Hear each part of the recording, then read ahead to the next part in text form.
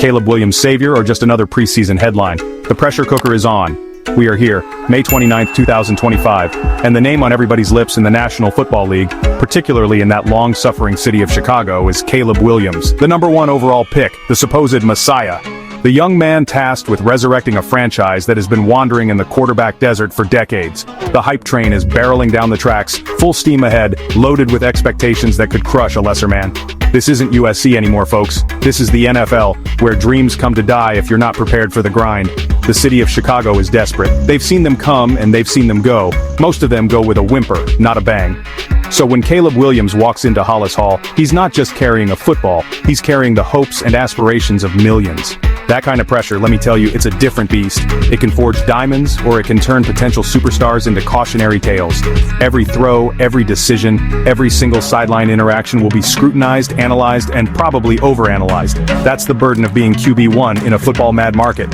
We've seen the flashes, of course. The arm talent is undeniable. The highlight reels from college? Spectacular. He can make all the throws, extend plays with his legs, create magic out of thin air, but raw ability in the National Football League is just the entry fee. It gets you in the door. Ben Johnson, the Lions architect now building in the Windy City. Now let's talk about Ben Johnson. This isn't some rookie coach we're dealing with here. This is the man who was the offensive coordinator for the Detroit Lions. The same Detroit Lions that went from a laughingstock to a legitimate NFC contender. The same Ben Johnson who played an absolutely pivotal role in the resurgence of Jared Goff. Remember when everyone had written Goff off? Said he was a product of Sean McVay? Said he was finished after the Rams trade? Ben Johnson didn't think so. He built an offense around Goff's strengths, and guess what? Goff looked like an all-pro again. So when Ben Johnson speaks, especially about quarterback play, you better listen. He's earned that respect. He's not just some guy drawing X's and O's on a whiteboard, hoping for the best. He understands the nuances of the position. He understands the psychology.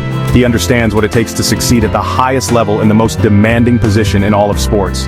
He's seen firsthand how a quarterback's mindset and leadership can elevate an entire offense, an entire team. He's not one to mince words when something needs to be addressed for the betterment of his unit. And what did Mr. Johnson say about young Caleb Williams? He said, and I quote from Bleacher Nation just yesterday, May 28th, he needs to be the same guy, regardless of what's happening on the field. Read between the lines, people. That's coach speak for your body language needs to be consistent. And right now, maybe it ain't. It means when things go wrong, when there's an interception, a sack, a dropped pass, you can't let the world see you sulk. You can't let your shoulders slump. The visual evidence. What's the deal with Williams' on-field demeanor? So, what are we talking about specifically here? What is this body language drama that Ben Johnson is so delicately, yet publicly trying to address?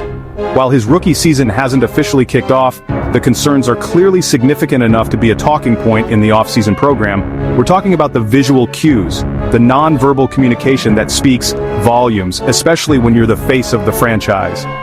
Are we seeing slumped shoulders after an incomplete pass during these early OTA practices? A frustrated wave of the hand? Maybe a visible sigh when a play breaks down? These are the things coaches notice. These are the things teammates notice. Think about it. In college, Caleb Williams was the man. He was at USC, often playing with superior talent, able to make things happen even when the structure wasn't perfect. The adulation was constant. But the NFL, as I've said, is a different animal. The windows are tighter. The defenses are smarter, and adversity is guaranteed. Perhaps what was perceived as youthful exuberance or competitive fire in college can come across as petulance or immaturity at the professional level, if not channeled correctly. The spotlight is infinitely brighter, and the margin for error, both on and off the field, is razor thin. This kind of negative body language, if it becomes a pattern, creates a perception. And in the NFL, perception can quickly become reality. Section 4, it's more than just a game face, the undeniable power of quarterback body language. Why does this even matter? Some folks out there might be saying, Stephen A., come on. As long as he's completing passes and scoring touchdowns, who cares how he looks? Blasphemy! That is a preposterously naive take. Body language for an NFL quarterback isn't just some trivial detail, it is fundamental to leadership. Your teammates, those grown men in the huddle, they are looking at you. They are feeding off your energy. If you look confident, composed, and in control, they will feel confident and composed. They will believe. The quarterback is the emotional thermostat of the team. He sets the tone. If he's calm and collected after a turnover, it signals to everyone else, we're okay, let's regroup, let's go back out there and fix it. But if he's visibly frustrated, if he's slamming his helmet, if he's moping on the sideline, what message does that send? It sends a message of panic. It sends a message of doubt. It can spread like wildfire through a team, undermining confidence and fostering a culture of negativity. You think that doesn't impact performance? Think again. Negative body language doesn't just stay on the field. It seeps into the huddle. It infects the sideline. It can create divisions within the locker room. Section 5, From Champions to Chumps, How Body Language Defines Quarterback Legacies. Let's look at the greats, the true champions. Think about Tom Brady, 7 Super Bowl rings. Do you ever remember seeing Tom Brady look truly defeated on the sideline for long? Even after a pick 6, what did you see? You saw a guy who was already processing, already thinking about the next drive, already rallying his teammates. His body language exuded unwavering belief. Joe Montana? Joe cool for a reason. The man's heart rate probably never went above resting even in the Super Bowl. That calm demeanor, that steely resolve, it was infectious. It told his team, I've got this. That kind of poise, that unwavering confidence projected through body language, it's not just for show. It's a weapon. It instills belief in the other 10 guys in the huddle. It tells them that no matter the situation, no matter the score, their leader is in control and has a plan. When your quarterback carries himself like a champion, it makes everyone around him play a little bit harder, focus a little bit more intently. They believe they can win because he believes they can win. It's an intangible, yes, but it's an intangible that consistently shows up on the scoreboard. Section 6. The verdict is in. Fans and so-called experts sound off on Williams. The talking heads, my colleagues in the media, myself included, were already dissecting this. You've got analysts pointing to Ben Johnson's comments as a clear indication that this is a legitimate concern within the Bears organization. They're saying, see, we told you. The pressure of the NFL is different. Others are perhaps more measured, suggesting it's a normal part of a rookie's adjustment period, something that can be coached out of him.